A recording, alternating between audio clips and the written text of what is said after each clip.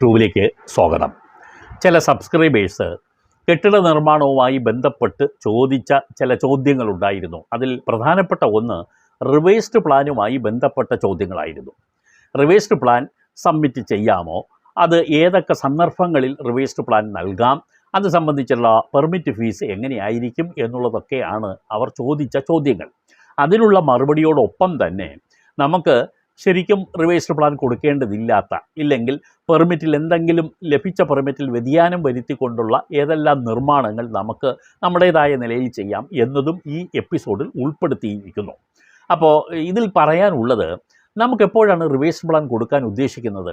നമ്മളൊരു ബിൽഡിങ്ങിൽ നിർമ്മിക്കാൻ നമ്മൾ ആഗ്രഹിച്ചു, തീരുമാനിച്ചു, പ്ലാൻ വരച്ചു, അതിനനുസരിച്ച് പെർമിറ്റിന് അപേക്ഷ കൊടുത്തു, പെർമിറ്റ് ഫീ അടച്ചു, നമുക്ക് പെർമിറ്റ് പാസ്സാക്കി നമുക്ക് തന്നു. അപ്രൂവ്ഡ് പ്ലാനും പെർമിറ്റും ഇത് രണ്ടും രണ്ട് സെപ്പറേറ്റ് കോപ്പികളാണ്. പ്ലാൻ അതിനകത്ത് അപ്രൂവൽ സീൽ അടിച്ച് ലോക്കൽ ബോഡി, പഞ്ചായത്തോ മുനിസിപ്പാലിറ്റി കോർപ്പറേഷനോ നമുക്ക് തരും. അതോടൊപ്പം നമുക്ക് പെർമിറ്റിൻ്റെ ഒരു കോപ്പിയും തരും. അതൊരു പ്രിൻ്റഡ് ഫോറത്തിൽ ഫില്ല് ചെയ്താണ് മിക്കവാറും നമുക്ക് തരിക. അങ്ങനെ രണ്ട് ഡോക്യുമെൻ്റ് നമ്മുടെ കൈവശം ഉണ്ടാകും. എലോങ് വിത്ത് അതിനോടൊപ്പം തന്നെ നമ്മൾ പെർമിറ്റ് ഫീ അടച്ചതിൻ്റെ രസീതും നമ്മൾ എടുക്കണം. കൂട്ടത്തിലൊന്ന് ഞാൻ പറയാം, നിങ്ങൾ നിർബന്ധമായും ഒരു ബിൽഡിംഗ് പ്ലാനിന് അപേക്ഷ കൊടുക്കുമ്പോൾ നിങ്ങളുടെ വീട്ടിൽ അതുമായി ബന്ധപ്പെട്ട ഒരു ഫയൽ ഓപ്പൺ ചെയ്യണം. ആ ഫയൽ എന്ന് പറഞ്ഞാൽ 50 രൂപ കൊടുത്താൽ 40 രൂപ കൊടുത്താൽ നിങ്ങൾക്കൊരു ഫയൽ കിട്ടും, ഫോൾഡറുള്ള ഒരു ഫയൽ. ആ ഫയലിനകത്ത് എല്ലാ രേഖയും, ബിൽഡിങ്ങുമായി ബന്ധപ്പെട്ട എല്ലാ രേഖകളും ആ ഫയലിനകത്ത് തന്നെ കൊണ്ടുവെക്കണം, മാറ്റി വെക്കരുത്. പിന്നീട് നമുക്കിതെല്ലാം ആവശ്യമായി വരും. പലർക്കും അങ്ങനെ ഒരു തോന്നൽ ഉണ്ടാകാത്ത ആളുകളുണ്ട്. അവരോട് ഞാൻ എടുത്തു പറയുകയാണ്, നിങ്ങൾ അങ്ങനെ ചെയ്യരുത്. നിങ്ങൾ കൃത്യമായി എല്ലാ രേഖകളും, തുടക്കം മുതൽ ഒടുക്കം വരെയുള്ള രേഖകൾ, ലോക്കൽ ബോഡിയായിട്ട് ബന്ധപ്പെട്ട എല്ലാ രേഖകളും ഒരു പ്രത്യേക ഫയലിൽ വെക്കണം. നിങ്ങളൊരു കോൺട്രാക്ടറുമായി ബന്ധപ്പെട്ട പണമിടപാടുകളും മറ്റ് കാര്യങ്ങളും എഗ്രിമെൻറ്റും ഒക്കെ അത് വേറൊരു ഫോൾഡറിൽ വെക്കണം. രണ്ടും രണ്ട് ഫോൾഡറാക്കുന്നതാണ് ബെറ്റർ. അപ്പോൾ ലോക്കൽ ബോഡിയുമായിട്ടുള്ള ഫയലിനകത്ത് നിങ്ങളത് സൂക്ഷിച്ച് വെക്കണം. എനിഹൗ നമുക്കിങ്ങനെ പെർമിറ്റൊക്കെ കിട്ടി, പ്ലാനും അപ്രൂവ് ചെയ്ത് കിട്ടി.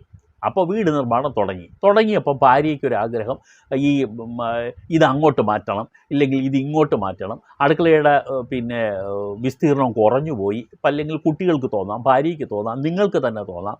അങ്ങനെ പല തോന്നലുകളും നിങ്ങൾക്ക് വരും. ഒരു മുറി കൂടി വേണം, ഇങ്ങനെയൊക്കെ നിങ്ങൾക്ക് തോന്നാം. എപ്പോൾ വേണമെങ്കിലും നിങ്ങളുടെ ആ തോന്നൽ സാധൂകരിക്കുന്നതിന് വേണ്ടി നിങ്ങൾ ചെയ്യാനുള്ളത് ഒരു റിവേഴ്സ്ഡ് പ്ലാൻ കൊടുക്കുക. കാരണം കെട്ടിടം പണി തുടങ്ങിയിട്ടല്ലേ ഉള്ളൂ, പൂർത്തിയായില്ല. പൂർത്തിയാകുന്നതിന് മുമ്പ് എന്ത് ചേഞ്ചസും നിങ്ങൾക്ക് വരുത്താം.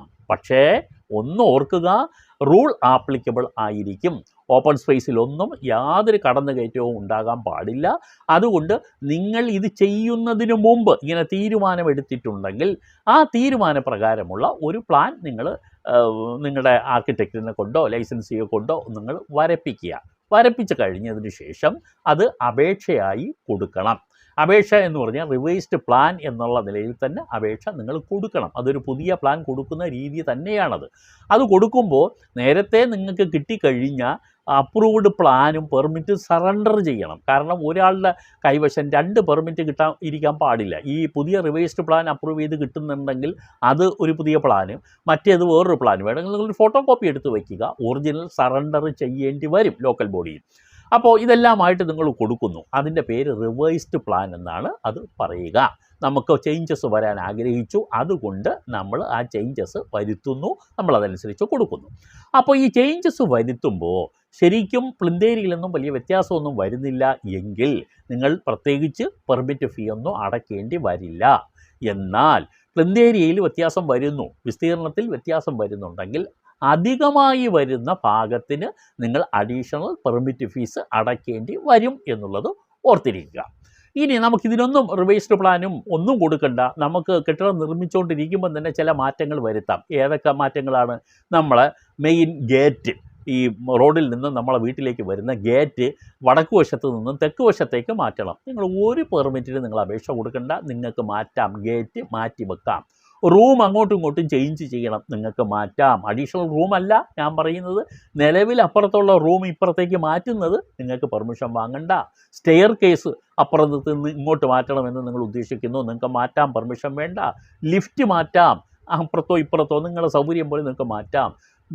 പിന്നെ വിൻഡോസ് നിങ്ങൾക്ക് ജനലുകൾ ഇഷ്ടാനുസരണം അങ്ങോട്ടോ ഇങ്ങോട്ടോ മാറ്റാം, ഡോറ് മാറ്റാം, വെൻറ്റിലേറ്റർ മാറ്റാം.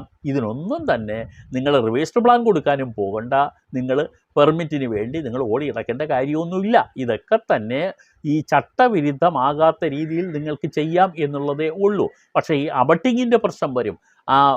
അടുത്ത അയൽക്കാരൻ്റെ മതിലിനോട് ചേർന്ന് പിന്നെ നിർമ്മിക്കുന്ന കെട്ടിടങ്ങളുടെ ജനലുകളൊന്നും അവിടെ വെക്കാൻ പാടില്ലെന്ന് കാണിച്ച് നിങ്ങൾ പെർമിറ്റ് പാസ്സാക്കിയിട്ട് കെട്ടിടം പൂർത്തിയാക്കുമ്പോൾ അവിടെ ഒരു ജനൽ കൊണ്ട് വെച്ചിട്ട് തർക്കമൊന്നും ഉണ്ടാക്കി കളയരുത്. അങ്ങനെയൊന്നും ചെയ്യാൻ പാടില്ല. അതായത് ചട്ടവിരുദ്ധമാകരുത് ഈ പറയുന്ന ചേഞ്ചസ് ഒന്നും. അങ്ങനെയുള്ള കാര്യം നിങ്ങൾക്ക് ചെയ്യാം. മറ്റേതാണെങ്കിൽ തീർച്ചയായും നിങ്ങൾ റിവൈസ്ഡ് പ്ലാൻ കൊടുത്ത് പാസ്സാക്കിയിട്ട് ചെയ്യുന്നതാണ് ഉചിതം. ഇതെല്ലാം പൂർത്തിയാക്കി കഴിഞ്ഞാൽ നമ്മൾ സാധാരണ എന്ത് ചെയ്യും? ഒരു കംപ്ലീഷൻ പ്ലാൻ വരച്ചു കൊടുക്കും, ഒരു കംപ്ലീഷൻ റിപ്പോർട്ടും കൊടുക്കും.